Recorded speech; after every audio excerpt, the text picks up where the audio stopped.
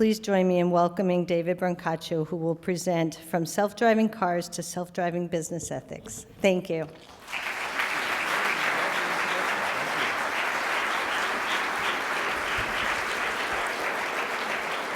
Yeah, you got to hand it to a college that gives the status of dean to their IT professional. I have just spent the last month interviewing robots. One was a heavy metallic snake robot about the length of a baseball bat. The snake robot was ordered to wrap tightly around my ankle and shinny up my thigh. And then it got up to the top and with its little camera head started looking around at my belt line. Was it creepy? I vote yes. Can we humans learn something from these and other robot experiences? I vote yes. I am very honored to have been invited to share some thoughts as part of this lecture series in honor of Paul D. Merrill. It's great to be back in Maine. And I know I don't quite sound like a Mainer, but give me 2 beers and I promise you'll know I am from Central Maine. I stumbled across a cassette of one of my early radio broadcasts from a wonderful pair of stations in Waterville, WTVL, AM and FM. And it was, I think, the President Ford administration. That's how old I was. I was 15. And even then, no beer whatsoever. You can hear me saying, "Here's the latest WTVL weather brought to you by the Waterville Savings Bank, the family bank, now paying interest daily on all regular savings accounts at the rate of 5.25%. If you're under the age of 50, a passbook savings account that pays 5.25% must seem like science fiction. That was actually true. Looking back across the Paul D. Merrill speakers over the years, and it's been an amazing bunch, I certainly feel not worthy. It is this wonderful line of accomplished business leaders and thinkers who have urged audiences here to go deeper in their thinking, to wrestle with ways to ensure that we increase the chances of doing what is right and lower the chances of doing what is wrong. Did you see in the news this week, how could you miss it, the big court case involving overtime pay at the dairy here in Maine? It turned on one measly piece of punctuation, the so-called Oxford comma. Did you see this in the news? Comma, comma, and, or no comma, and? Well, in my line of work, which is also not just about the written language, it's also about spoken language, radio, TV, podcasts. It's not just the punctuation. It's certainly also about inflection that can get you. So I've got this little title here from my talk that I had offered, From Self-Driving Cars to Self-Driving Business Ethics. But looking through the list of the wonderful P.D. Merrill lectures from the past years, to my concern and surprise, I saw that here 4 years ago, in this series, bioscientist David Barber's lecture title was, and I quote, Ethics in Driving Decisions. Oh no, same topic? It's about the inflection. Dr. Barber's lecture was Ethics in Driving Decisions. Different, so I'm not going to step on that one, and this is hopefully a new theme. Now, you know how, when public speaking, you're supposed to start a talk with a laugh line, right? Here goes. We are living in a golden age of ethics.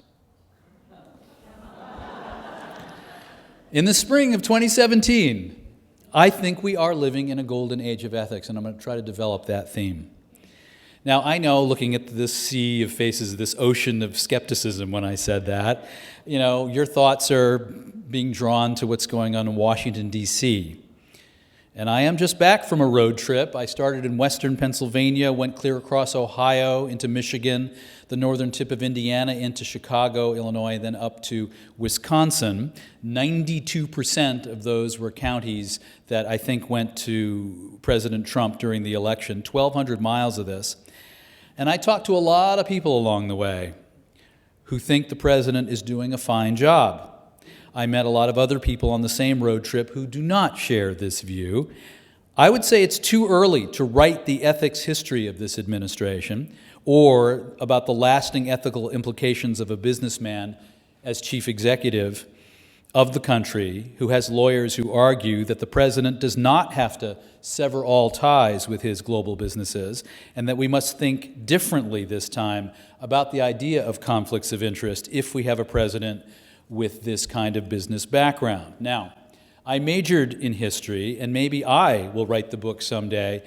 My early feeling is that Trumpian ethics not only will be the title of somebody's very thick book eventually, I predict that Trumpian ethics will become a phrase based on the name, like Darwinian or Byronic or maybe Orwellian. Note also that the word chauvinistic comes from a gentleman named Nicholas Chauvin. Trumpian ethics. What are other names turned into adjectives? Wagnerian, Dickensian, Faustian, Kafkaesque. Smithsonian doesn't work. Back to my thesis. This is a golden age of ethics. I like them inflection. I will argue this is true because right now we are actively and vigorously trying to teach ethics to machines. As robots, artificial intelligence, algorithms, and software increasingly make autonomous decisions, we need to tell the machines what is the right decision and what is the wrong decision. And here's the thing. I believe that teaching machines ethics is not a one-way street. I want to suggest that as we try to teach machines how to behave, we humans will also be on a voyage of discovery about how we should behave. To teach a machine ethics, we have to understand our own ethics. I think this will inform how we want ourselves to behave in business and how we want ourselves to behave in life. Now, the need to apply ethics to technology is not new. Let's say you're engineering a new high-performance car engine or something. Car companies have an engineer who has to choose for a particular model how much power versus how much fuel efficiency versus how much pollution. You can make an engine sip fuel but belch nitrogen oxides or sulfur dioxides. You can make an engine so tremendously powerful to the point that it's dangerous to drive and drinks enough gas to suck the shale dry out of North Dakota. So applying ethics to machines is not new. What is new is that computer processing power and other advances in technology will increasingly allow machines to make decisions for themselves, far removed or completely removed from human intervention. This is everywhere, my friends. Just think of medical devices. Just think of caregiver robots. For years, they've been working hard to develop caregiver robots in Japan, in particular, in part driven by demographics. Japan has an aging population with a need to help care for elderly for as long as possible in the older adult's own home. So they're trying to get robots to do that. Last week, on a video conference call, I was able to meet a kind of robot being developed in Israel that helps older adults do their social media, take their pills on time, get up and get exercise. The robot's name was LEQ. It's not quite on the market yet. So you start to see where this is going, I think. In the medical literature, there's already an emerging discussion about the ethics of these companion robots. It's already been shown that people bond emotionally with the robots with which they spend time. There are documented cases of policemen breaking down into tears when their bomb disposal robot gets blown up. There are plans to make robots into companions, intimate companions in the medical context,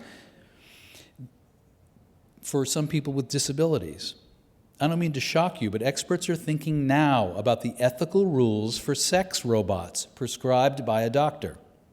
What if the software allows these companion robots to simulate a real relationship to the point that the patient falls in love with the device to the exclusion of human relationships? Perhaps you've seen the movie Her with Joaquin Phoenix, right? The resonant voice of Scarlett Johansson, who plays a voice companion like Apple's Siri version 11.0. What ethical rules should apply once Scarlett's voice isn't just a voice in a phone, but attached to a robot? First, it'll look like C-3PO, no big deal, but eventually a Westworld kind of robot. Ethicists right now are working on this problem of just how deeply these devices should be allowed to get into people's heads. You have lived long enough to see this become an issue. Congratulations. Turning from medical tech to military tech, drones, tanks, then robots that can go off and decide what to destroy, what to kill, and what not to touch. The kill, no kill decision will eventually reside within the device with no final human interaction.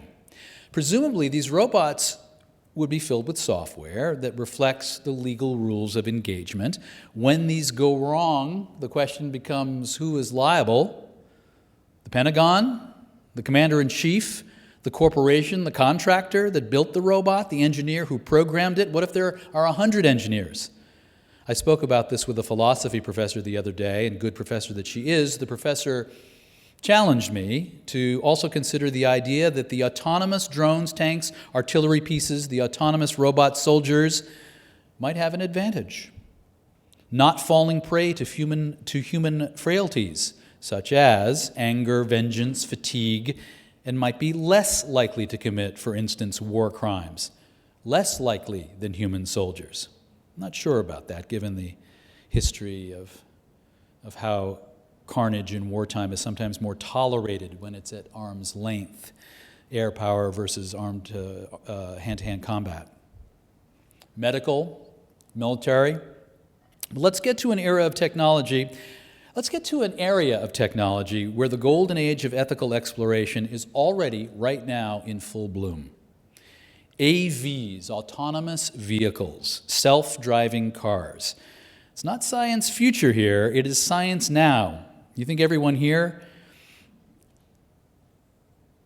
In a sense, I think everyone here, looking at you, I think you all have a self-driving car already. Engineers rate autonomous cars on an ascending scale, 0 to 5. My first cars were level 0s, not autonomous. They didn't have cruise control, ABS braking, but just about all of you, if not all of you, drive not level 0, but level 1 autonomous cars.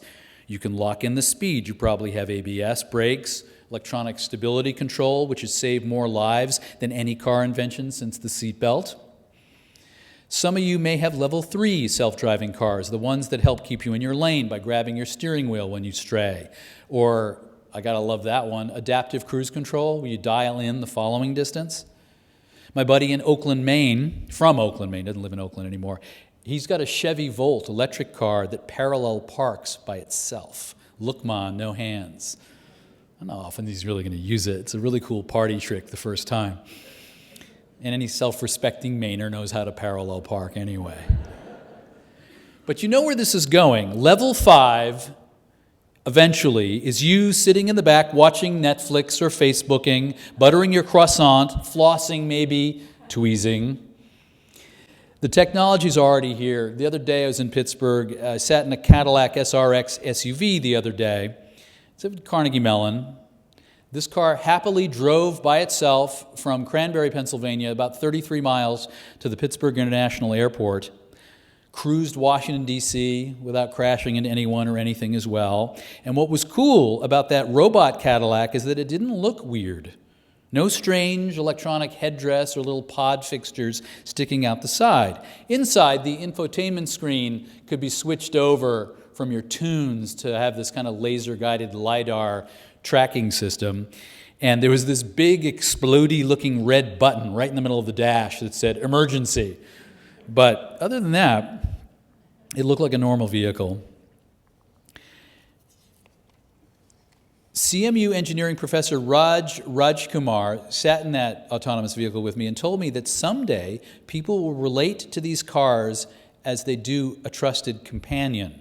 Think Morgan Freeman, he said, or Jessica Tandy. The professor conjured the image of driving Miss Daisy, with the car itself playing the role of both chauffeur, concierge, and wise sage, confidant. An engineering professor really said this to me earlier this month. What is not here now, what we don't have, because the cars can drive themselves now, what we don't have are the rules that will govern how robot cars will behave in complex situations. In city traffic, when a human driver has to make that excruciatingly tough decision about whether to cross the intersection ahead of a yellow light, block the box in New York City, it's a $115 fine. And we've seen this. The cops just stand there with scanners. New York registered cars have barcodes in the front, and they nail you, they hand you the ticket, and you drive on, one after the other. Problem is, in the box, if you're too patient, relaxed, timid, defensive driver, the other jerk scoots in ahead of you, the box still gets blocked, and you try to do the right thing, you end up going nowhere. Robot car engineers tell me that block the box, don't block the box is a super tough one for automation. And raise that to, the 12th power, and you get a sense of the engineering problems ahead for autonomous vehicles. They are engineering problems, but I'm here to tell you that they are thorny ethical problems as well. Some of you here have heard of what's called, do you know this one, the trolley problem? It's an ethical dilemma first posed in 1967. In this theoretical situation, you're on an out-of-control rail car, and if you do nothing, the trolley kills 5 people. If you do something proactively, pull the lever to switch rails, you kill just 1 person instead of 5. But you just made a decision to kill that 1 person. So is that ethical? Just keep going straight, not your fault, trolley's broken, not your ethical problem, or is it? The trolley problem raised to the, 8th power is what engineers and ethicists are facing with this emergence of self-driving cars. Ready for this wild ride, my friends? Here goes. Say there's a robot car with you, and you're in the back watching America's Got Talent or whatever on your flat screen, cruising along just below the speed limit prudently, minding your business, car's minding its business, and out of nowhere a truck cuts across your path. In 3/100ths of a second, the computer brain in this robot car has to decide, hit the brakes hard, but crash into the truck. Your car knows you'll probably break a few bones, but you won't die. Or your car could decide to swerve hard to one side, missing the truck. You won't get hurt at all, but you'd hurt a motorcyclist, probably badly, because the car will detect that this motorcyclist was wearing no helmet. Or your car could swerve hard in the other direction, missing the truck, missing the motorcyclist with no helmet, but instead choosing to hit another motorcyclist on the left who is slightly more likely to survive the crash because he is wearing a helmet. There's some logic to this, but there's no logic to this. Should the car protect the occupant at all costs? Should the car turn into the guy who took the precaution of wearing a helmet because he has better chances of survival? But if every motorcyclist knew the robot cars are being programmed to come after them as a matter of ethics, to run them down, would they stop wearing helmets? And more people would die. Car companies right now in 2017 have hired ethicists and philosophers to help them figure out how to proceed. I know this is wild. I know you found the last example unsettling as I did, but I can make this even worse. Truck pulls out in front of your robot car. Car has to decide whether to run over the lady on the right, who is presumably closer to the end of her useful contributions to the economy because the car detects that she's got a walker and looks elderly, versus hitting the kid on the left, the kid who has many years of productive economic life and might discover the cure for cancer, you never know. Yet, who knows the answer to all of these thorny ethical questions?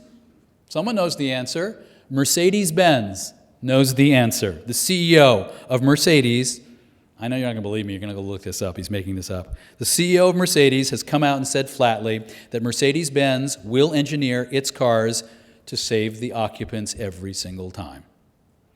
No utilitarian philosophy for these Mercedes. Self-protection is the way, according to these folks.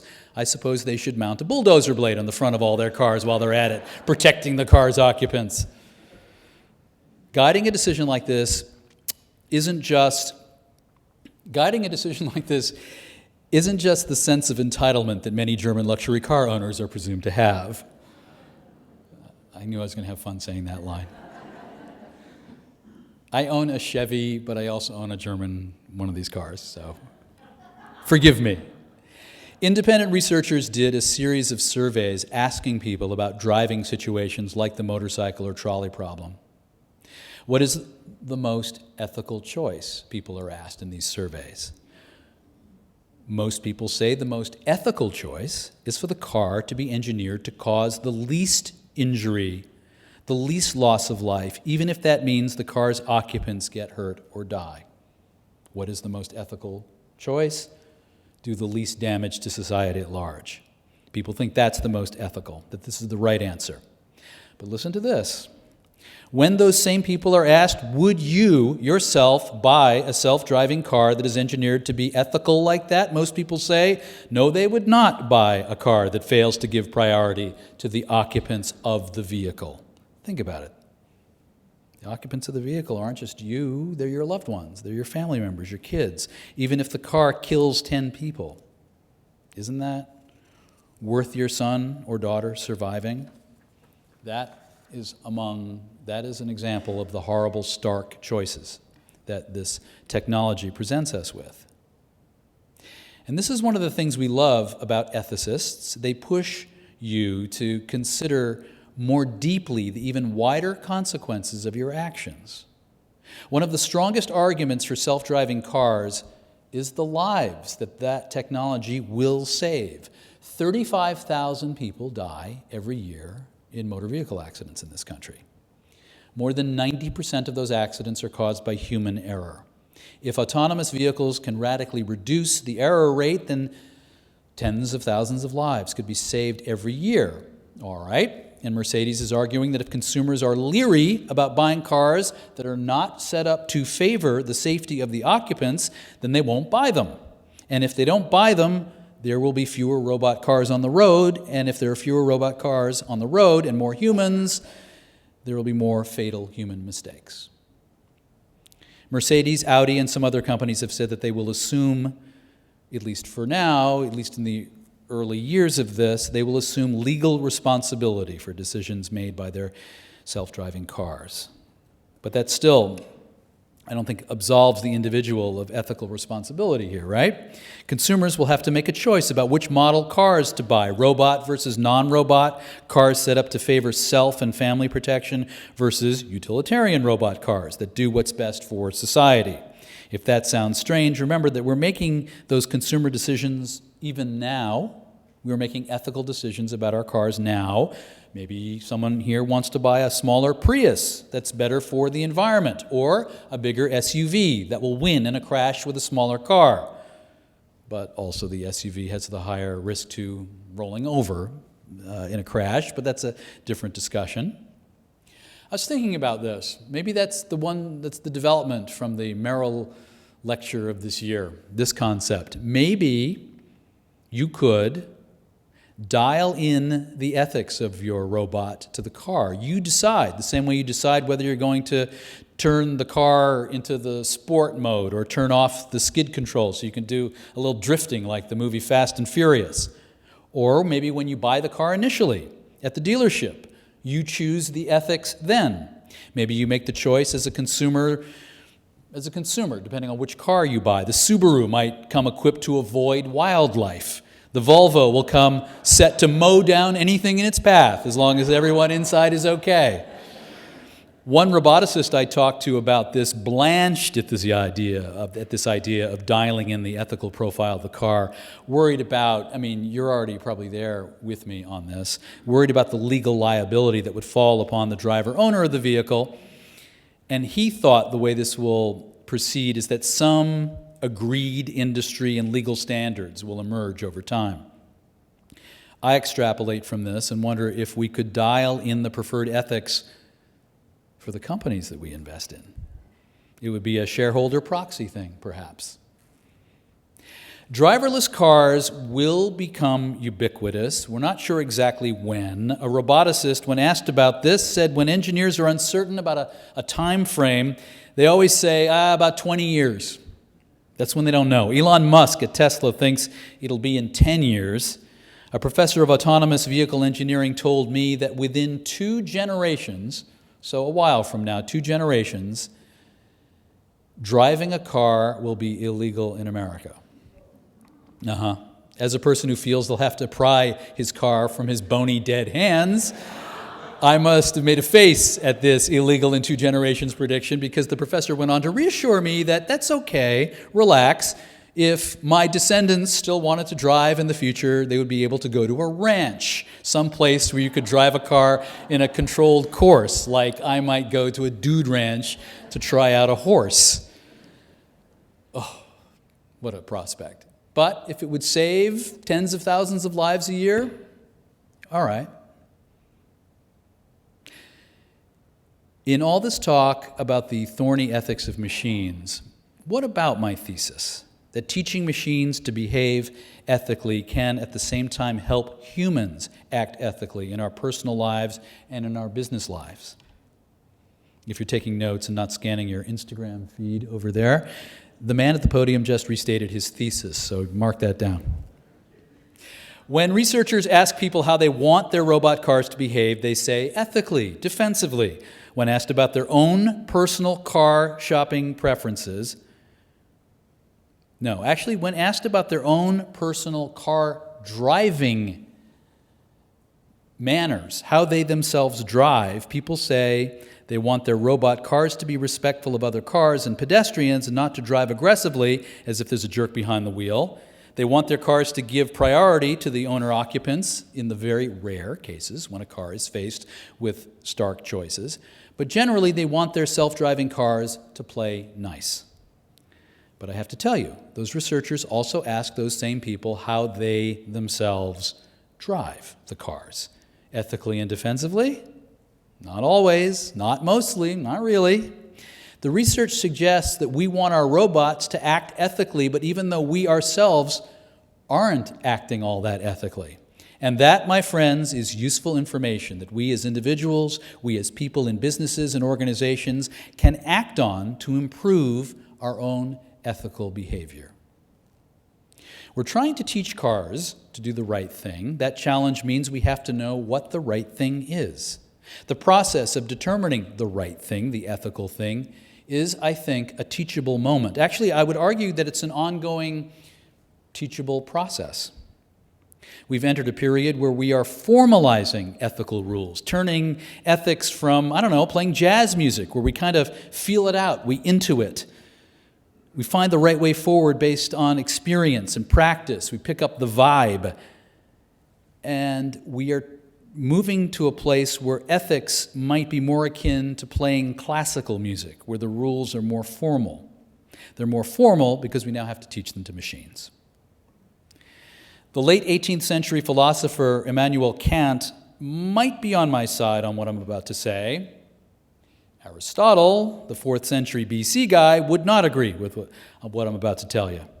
As Sharon Lloyd, noted professor of philosophy at the University of Southern California, reminded me the other day, she's the one philosopher I have on speed dial on my phone, so I called her. She's brilliant. Professor Lloyd said Aristotle believed that ethics is not what a programmer here in the 21st century might call a decision tree. It's not, Aristotle would think. If A, then B, if C, then D. Not Aristotle. He believed that ethics is the result of accumulated experience, a product of wisdom acquired over time. To be ethical, you have to study wise men, wise women. That's how you do it, thought Aristotle. Incidentally, when I was working on a PBS special about climate change and water scarcity and glaciers, I climbed high in the Himalayas and met the proverbial wise man who lives at the top of the world dispensing wisdom. It's in that New Yorker cartoon every 2 weeks. Dispensing wisdom to pilgrims like me. The wise man I found at 15,000 feet was, of course, a woman, not a man. No beard, but very wise, a woman named Priya, a 50-something former Indian school teacher who had moved to a cave at 15,000 feet above the glacier, which is the source of the Ganges. So just letting you know, Aristotle might have framed it in gender-specific terms. I'd like to challenge that. But this Aristotelian notion of learning over time, accumulating from experience, and the skill, the ability to tell right from wrong, pivots on the idea that ethics is complicated because there are so many facets to consider. When it comes to business ethics, many also believe that ethics is not a programmable decision tree, but something that comes with experience, which would conform to Aristotle's way of thinking. I recently got a briefing from a man named Michael McMillan, who helps teach business ethics at the CFA Institute, the organization that certifies financial investment professionals. I asked Mr. McMillan about the hyperlinked apps that he must use to help people learn to behave ethically in their organizations, to do the right thing more often. Mr. McMillan does use some technology to tell stories about ethical dilemmas in business, but it turns out he rejects the notion of ethics as a relatively simple decision tree. Take the case, he said, of an employee ordered by the immediate supervisor to photocopy proprietary company documents because the supervisor is quitting and wants to take the documents with her. He poses that to his students. In this situation, there's some ethical tension, I guess, not much. Obedience to authority, we're not allowed to be insubordinate versus the problem of helping the boss steal. Thou shalt not steal, so this doesn't seem like a tough dilemma. But Dr. McMillan, with his investment professionals in his course, makes the situation a little less abstract and a little more real world. How about this? The boss who is leaving, we now learn, is a mentor who's been good to you. She's quitting because she lost out due to unfair office politics. The boss is the sole breadwinner in her family and has a special needs child. Do you help copy the company files in that case? McMillan told me that many people, in that case, say yes, they would help. His point is that a computer program set up to follow formal ethical rules won't be equipped to handle this. Ethics is not a decision tree. The computer can handle the rule that honesty is the best policy. But what does the computer do if you ask, okay, but what is the second best policy? Dr. McMillan might not agree with my thesis that teaching machines to make ethically sound decisions would in turn teach us much in the real human world. But here is the thing. Drawn from my recent robot journey across many states, I was doing that because I'm doing a big series in a couple of weeks. It's going to be most of April about technological unemployment. It's called robot-proof jobs. We're trying to keep it positive. Which are the better jobs to keep when robots are competing in the workforce alongside you?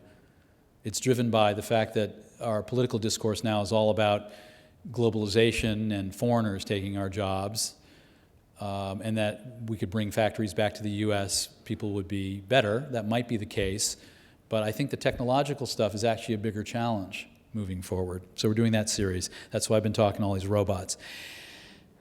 Here's the thing. The technology is developing very, very quickly, and soon engineers assisted by philosophers and ethicists are no longer going to put ethical decision trees into machines. They'll be putting something much richer and much more advanced into the machines. This will happen when the machines become, wait for the phrase here, when the machines become what the experts call autonomous moral agents, AMAs. When the machines make decisions for themselves, they'll have to make moral decisions. And to see this as simply mechanical, I think is to misunderstand the lightning speed at which the technology is advancing right now. Take IBM's Watson, for example. There's news that the tax prep company H&R Block has hired Watson to do people's taxes. To me, that looked like a stunt. We already use software to do taxes. Now it's a little bit fancier computer. But when I asked an expert at MIT about this, he said, no, it's not a stunt. Watson can sort through a much more complicated array of possible choices and outcomes, a much richer set of choices than a human can in a very short amount of time. A machine that can consider a deep reservoir of choices. That sounds like what Aristotle thought a wise man or woman can do way better than a callow youth. This stuff is coming, my friends. And what Watson learns about ethical decision-making, I think, can help humans to understand the wider ramifications of our own human decisions. Back to the car crash optimization algorithm and variations on what's called that trolley problem, right, for self-driving cars. How the car learns to respond in an emergency situation could help us run organizations more ethically, I think. Here's an example from the broader business world. Your bank has purchased a pile of collateralized debt obligations that are now turning out to be riskier than the company thought. The choice is keep them on the books so that the occupants of the car, the employees and the shareholders, they get hurt. It's an option. Or you could unload these CDOs on a little city in Maine that was looking for an investment hedge. Or you could unload the CDOs on that pension plan, which by design would transfer the risk to elderly people. Another one, think of an agribusiness with a glut of corn on its hands. If they choose to store it in silos, it's an unproductive inventory that would hurt the occupants of, not the car, but hurt the occupants of the shareholders, the owners. Or they could sell it so it depresses the market price and hurts corn farmers. Or they could turn it into high fructose corn syrup that could make people fat, which is in turn linked to diabetes and higher healthcare costs to society. Folks like my new friend, Dr. Macmillan at the CFA Institute, or indeed Aristotle himself, like to think that ethics starts with accumulating wisdom through experience, through training and practice. In a sense, acting ethically is like learning to be a kind of judge, as if these moments at the ethical crossroads when we have to decide right from wrong, we temporarily need to throw on a robe and take up a gavel. You can't be a great judge without experience, and we don't tend to appoint judges straight out of law school because it's not just about all the legal rules that you just learned in school. It's about the wisdom accumulated over time to put these rules together, to prioritize. So you're probably thinking that one of the very last positions in society that can be taken over by robots is the role of the judge.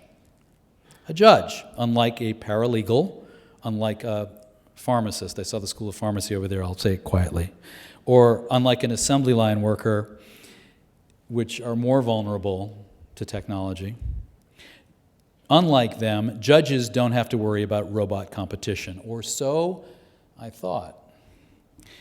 Guess what artificial intelligence researchers have been working on to see if they can program a system to learn from human judges, to conduct what's called deep learning of judges' behavior over time to find the overt and the hidden patterns that add up to the legal wisdom that we expect of these folks, these judges. Professors at the University of College London fed into this software rig data from nearly 600 cases from the European Court of Human Rights. The artificial intelligence was taught to consider evidence as well as to identify and appreciate the implicit ethical rules that were being followed in the real cases. Then it asked this piece of equipment, this AI, to rule on the cases. Listen to this. The software predicted the actual outcome correctly in 79% of the cases. 79%. Does this mean human judges are on their way out? No, because technical feasibility is not the only factor in deciding when a robot wins in the workplace. Social acceptability is another key factor. We probably just don't want robots deciding. It's likely robot soldiers will happen way before robot police officers, which I just don't think society is ready to accept. But on this judges thing, what about arbitrations and mediations? Might some or many of those dispute settlement arrangements get outsourced to an artificial intelligence at some point?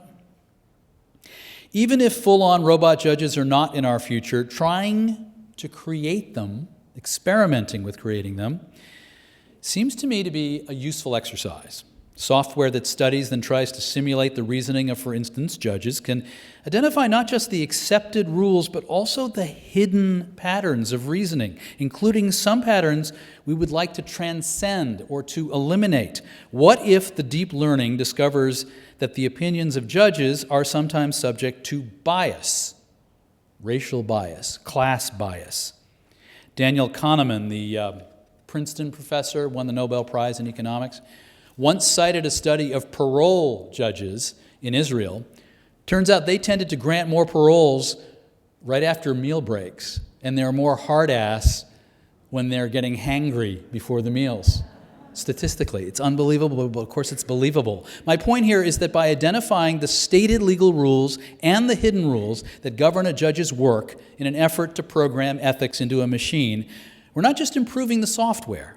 We humans are learning information that could inform human judge behavior. Both the ethics of the AI and the ethics of the human judge are learning from the interaction. It's not hard to shift this from the courtroom to the boardroom and beyond.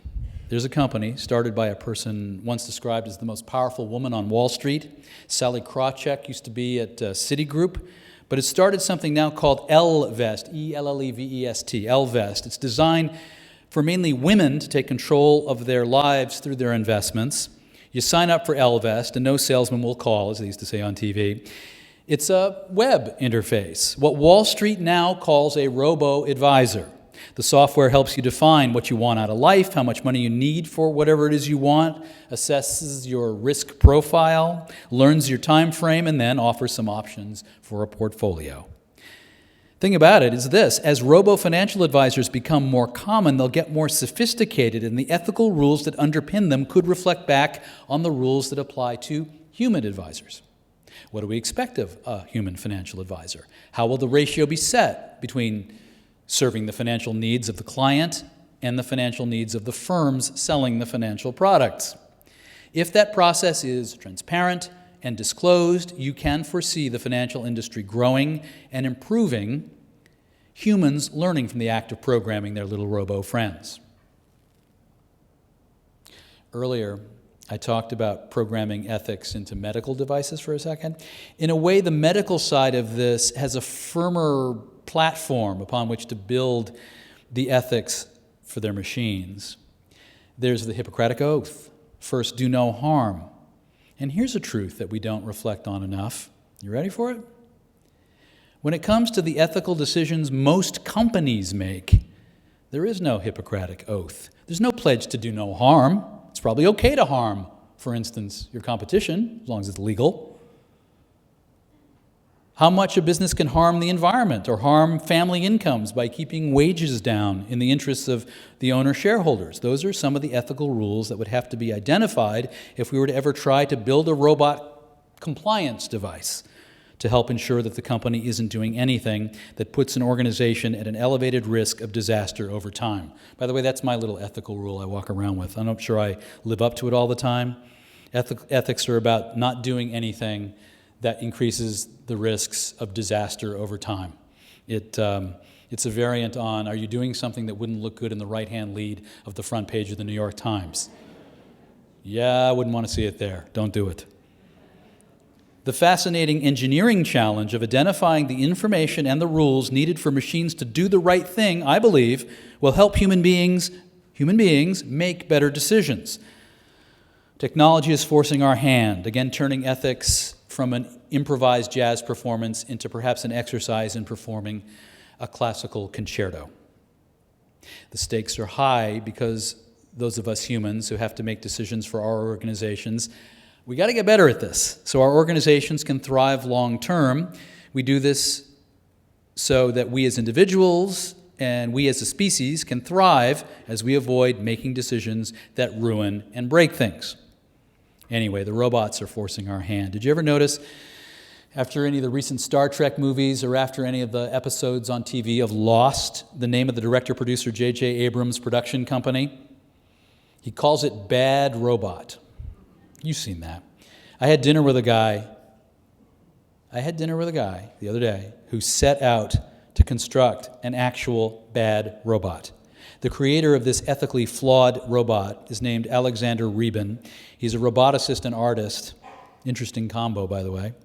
Alex set out to make a bad robot with bad ethics. You meet the robot, and based on some secret algorithm that was deliberately designed to make it impossible to reverse engineer and figure out how it makes this one crucial decision.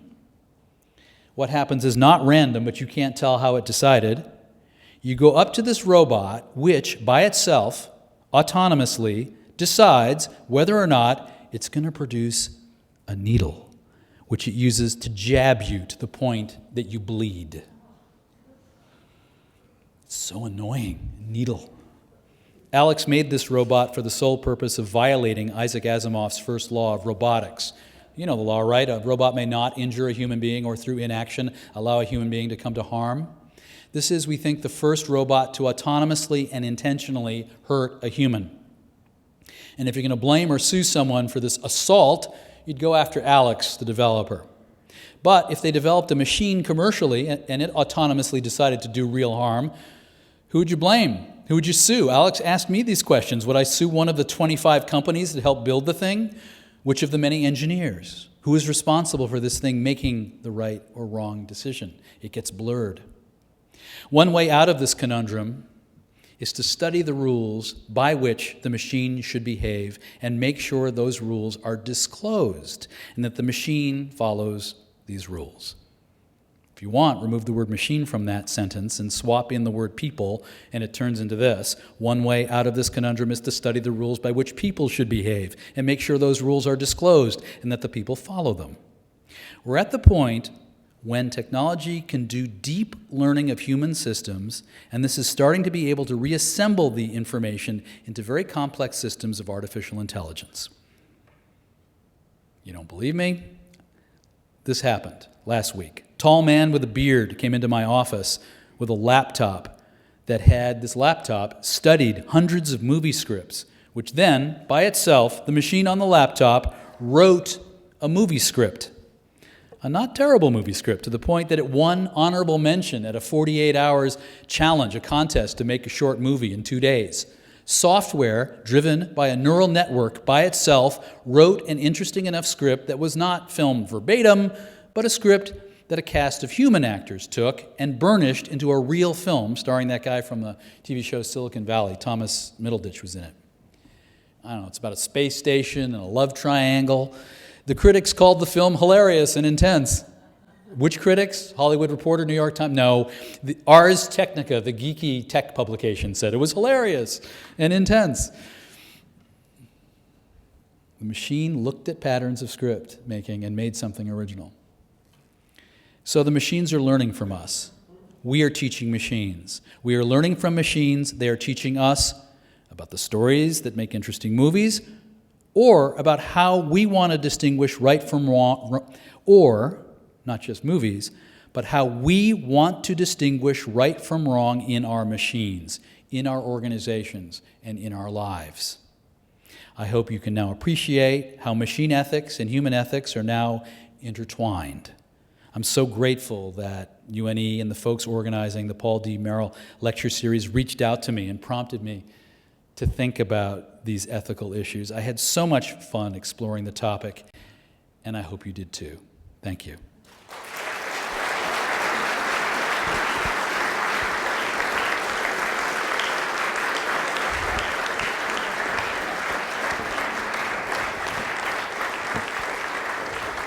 We're about to take questions, and there are these microphones that are here. I'm very proud of myself only for this.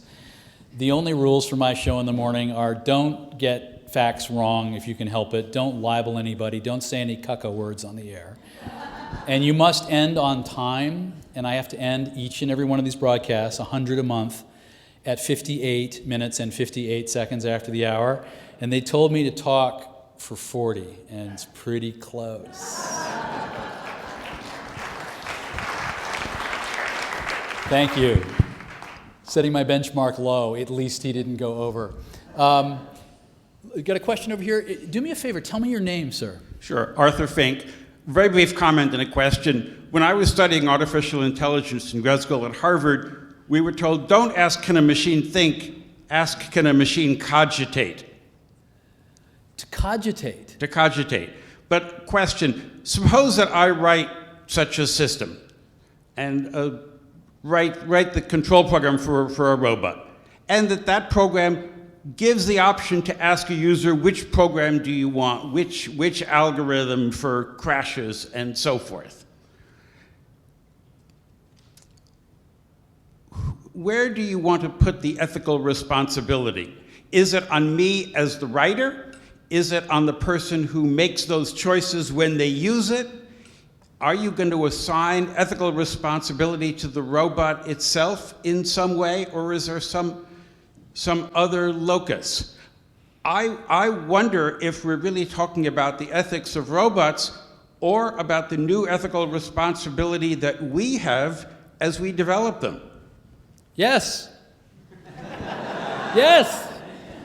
Just my luck that I have a guy who's an AI guy who studied at Harvard in the audience. No, listen, I mean, this is this issue, which is there's something in me, in the way that I like to think about investments, that I like to reward companies that are acting better than most according to my own ethical framework. You can't have companies that are perfect by every ethical framework. It might be you want to reward a company because it has broken the glass ceiling for women better than other peers in the industry, or that its carbon footprint is less, and so forth. And you can invest in that way. I have this instinct that I would like to be able to choose the ethics of an expensive machine that I'm buying. But David Bourne, who's the guy who really started the robotics program at Carnegie Mellon, when I suggested this interactive feature, he's the one who blanched, because he saw the legal implications, in which you decided to kill the pedestrians. That was you. I ask you, ladies and gentlemen of the jury, was that the right decision, my client? And he thinks it's impractical. But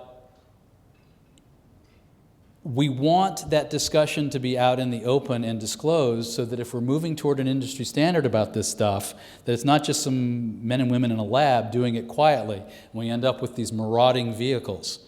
But I think very much so that the interactiveness, the ability to choose, it's going to be an interesting debate about where the culpability and the liability lies. What's interesting, though, right, on my investment analogy, if you buy stock in a company that's awful, you're not responsible. Why not? But you're not. No one's going to come sue you because Amalgamated Sprinkle Works was dumping plutonium into the reservoir. You're just the shareholder. And there sometimes is a disconnect between, you own those companies. But maybe you get the penalty in the sense of if they pay a giant fine, your profits go down and your stock is worthless. Maybe that's how it works. Thank you for that question. There's a second mic. You have it there? I guess there's a question here, and we'll... the gentleman with glasses and no beard, then we'll go to the gentleman with glasses and a beard. Thank you very much. Your name, sir? My name is Ron Brown. I happen to be chair of the Electrical and Computer Engineers Professional Society in the state of Maine, so I have a vested interest. My question is that please comment on what is my greatest fear, and that is that our legislators will endeavor to codify ethics. Yeah, thank you for asking that question, because what's the role of regulation? And I always think of this with this kind of frame. I talk to scientists a lot. I enjoy talking to scientists, and the scientists tend to yell at me as a practitioner in the media for being so clueless about science and for getting stories so wrong. Even in really wonderful publications like the New York Times, the headline that says you can eat as much steak as you want, and then you read the peer-reviewed journal article, and it doesn't quite say that. But when I was talking to a scientist at the Jackson Lab up in on Mount Desert Island, I had the wonderful privilege as a 17-year-old high school student of doing an internship there for the summer when I thought I could be a scientist. And this is not false modesty, I promise you. 15 genius students, high school students, who went on to be famous in their field, plus me, the outlying, not very good at science guy. I was the one who could talk. I could communicate. But I said, look, I know the media are awful at this, at understanding science. I said, what do you, sir, the scientist, what do you think about the ethical implications of the work that you do? At the moment, I was talking to a guy who isolated a gene in a mouse that governed aging. And I was like, think of that. I mean, it changes insurance, it changes, it sets up sort of generational warfare for resources. I go, what do you think about that? He goes, not my problem. I'm just a bench scientist. I don't have to worry about the ethics of what I do. And I said, and this is, I hope, relevant to your question, well then, who is responsible? You've already asserted that the media are a bunch of boneheads. It's not your problem. The legislators, who are so wonderfully skilled at understanding science. I'm reading a great historical novel, and it's a novel, but it is based on, I would say it seems about 80% of it is based on the true story of the patent battle between Edison and Westinghouse. And Edison, in this novel, tries to prove in legislatures that alternating current is the death energy and will kill everybody, and we need DC. And he's lobbying legislators to ban AC. And this is just what you're worried about, which is knuckleheads elected to high or low office, or just simply being lobbied by vested interests. We had a comedian who used to come on Marketplace for many years, Tim Bedore. And he would set up these dilemmas that sounded serious. Yet everyone would pause right at the point where you're going, what is his point? And he would say, what's my point? More money for education. Because we have to have engaged people involved in these decisions. Because as much as we loved our elected officials, who very often are in fact trying to act in the public interest, sometimes they don't have the capacity. And at the moment, the self-driving car stuff is, the Obama administration at least, was reasonably hands-off. They're letting the market sort of get its footing. But after some disasters, God knows what will happen, you could see this impulse in a way that might be destructive. It's a very interesting question. So this is only a left-wing audience that asks questions from the left side of the room? All right, fine. Oh, wait, ma'am, you're next. Yes. A quick comment. My name is Dora Ann Mills, and I'm Vice President for Clinical Affairs here. And I just had a quick comment and a question. One is, if you're looking for judges to talk with, we do have the Supreme Court Justice of the Maine Supreme Court here, Lee Softly. So we have very honored to have Chief Justice Lee Softly with us today. So, and if you want to talk with this gentleman, he'll download your brain. And my question is, as you were talking, I kept thinking back to, I also grew up in the 70s in Central Maine, and I kept thinking of the movies and books that we read, the 2001 A Space Odyssey and the HAL 9000 computer that was in there, and he was programmed, as I recall. I haven't seen the movie in years, but my vague memory is that he was programmed to make some ethical or unethical decisions. And then I vaguely recall some Ray Bradbury stories and the like. Again, I wasn't a huge reader of science fiction, but I'm just thinking, I think that they wrote a lot about this, and I'm just wondering if you've had a chance or thought about reflecting on some of those writings that we grew up with and what they would have to say if Arthur C. Clarke or Ray Bradbury were standing here today. Just a moment. Just a moment. I've just detected an error in the AE35 unit. It will go 100% failure in 72 hours. Remember, as he's getting disconnected, he talks about how he was born at the University of Illinois Champaign-Urbana campus.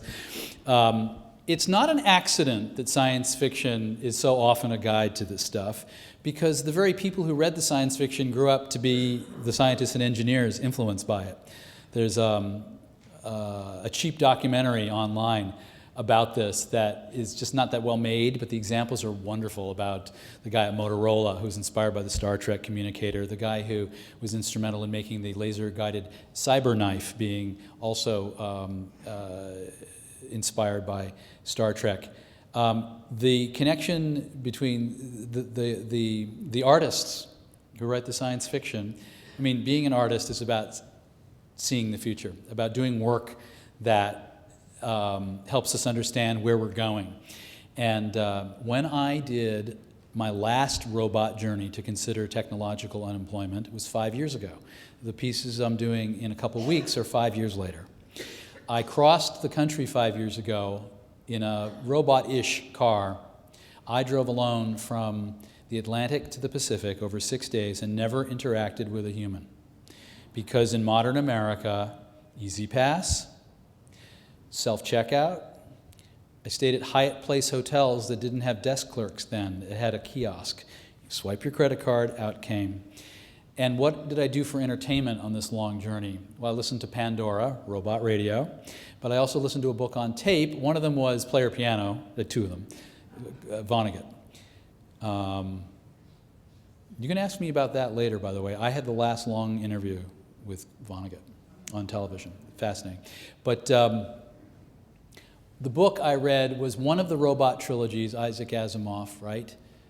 And it's the one with sunrise in the title. And it posits a world, this thing is written in 1957, in which we've destroyed the earth and it's awful, it's broken, it's crime-ridden, it's filthy. And the 1% have gone off and found their own planet. It's amazing. And the people on the 1% fancy pants pristine planet have evolved to the point that they don't interact physically with any other human. They only interact through screens. In fact, actually touching or sitting down next to a person grosses them out. And so what do they do to procreate? Well, there's this one moment where they have to actually be together, and everyone's nauseous, and it's not a good thing, and they don't know how to deal with it. So a lot of this stuff is inspired by it. You know, some of it's so outlandish, but the technology is moving. Some of this stuff is becoming real before our eyes, and it's a testament to our wonderful engineers and scientists that it's moving as quickly as it is as computer power develops. You know, I'm hoping that the ethical guidance of these computer systems keeps up. I don't know. Sir, right here, red tie. Here comes the mic. Tell me your name, sir. My name is David Flanagan, and as you can see, I'm a centrist. An independent. There's a tradition of that in Maine. I've heard.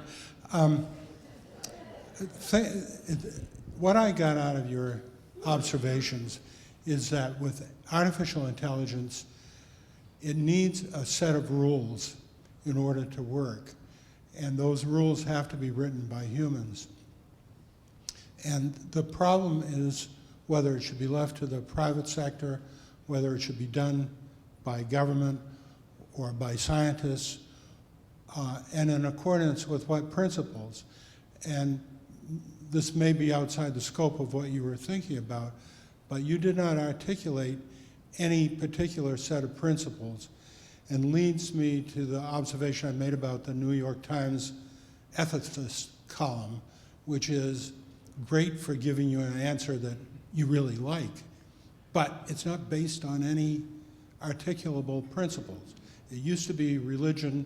Now, for a lot of people, it's constitution and laws, but there has to be some underlying set of principles on which to base your rules. And that's what I took out of it. I just ask you how you feel about that. Yeah, no, I'm glad you raised that, and it's deliberate that I didn't articulate them because I don't feel I have standing.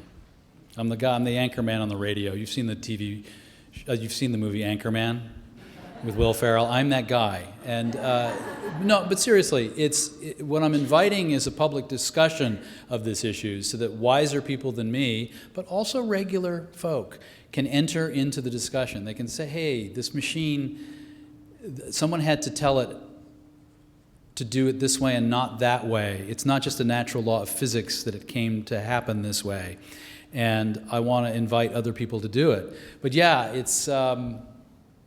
I'm not presuming to be able to provide the sort of core ethical framework that should be guided, other than that simple principle that I use, which is, does this blow up over time and hurt you or the organization? Is one of the rules that I follow. But thank you for asking that. Any millennials? I know it's a term you guys hate if you are a millennial. David, we have time for one more question, and it's going to go right here. Okay. Hi, I'm Amanda, and I work at the art gallery on campus. And my question was more backward-looking in that, as somebody who studied history, have you thought about historical examples of the anxiety that comes with technologies in the past? Like you mentioned Westinghouse and Edison and that kind of a thing. And this worrying about technology and the ethical responsibility goes back like hundreds, if not thousands of years. And so I was just curious if you thought about that. What a wonderful concluding question. Thank you for that. often our natural responses is to try to stop the technology from moving forward. It's moving too fast. I just got to believe, looking at the history of technology, that we can't stop this stuff. That's why we need to invite these discussions. How do you stop it? I think in the case of the so-called Luddites, they delayed it by pressuring Parliament to stop these machines from taking jobs for a little while, but it didn't stop it. Here's what we don't know right now. We don't know to what extent history is a guide, not so much about the ethics, but about what all a broader single ethical question about what all these machines will do to our well-being and our livelihoods. Let's say you couldn't stand the machines that were taking farm jobs in the 19th century. It's terrible, you lost your job. Apparently 98% of all agriculture jobs were destroyed by machines. But the country arguably is a better place because the increases of productivity afforded by the technology that came online, people moved into factory work, they were more productive, their pay went up, they lived better lives rather than spending all their time out in the sun with the backbreaking work of picking these crops, for instance.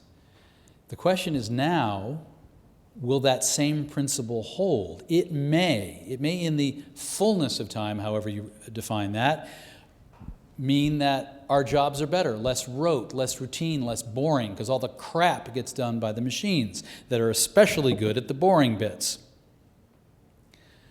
But what if, as some argue, we're entering a point that, no, not entering a point, this is something in the future, but not the unforeseeable future, in which we just need fewer humans to get the work done. And so what do we do with people? And it's not such a fringe idea. People in Silicon Valley who are technologists, big famous ones, including Elon Musk, realize that a lot of their technology puts people out of work and employs people, but also puts them out of work, and they feel guilty about it. So they're proposing stuff that you need to read up on, subject for a different lecture. Universal basic income, in which the government gives people supplements so that you can do what you love, like art that doesn't pay enough normally to get by. Maybe with the stipend, you can do it and be a more creative, fulfilled person. Bill Gates said something the technologists in the audience are going to keel over the other day, a robot tax. That's how much Bill Gates is worried about this. The countervailing argument came swiftly and brutally moments later.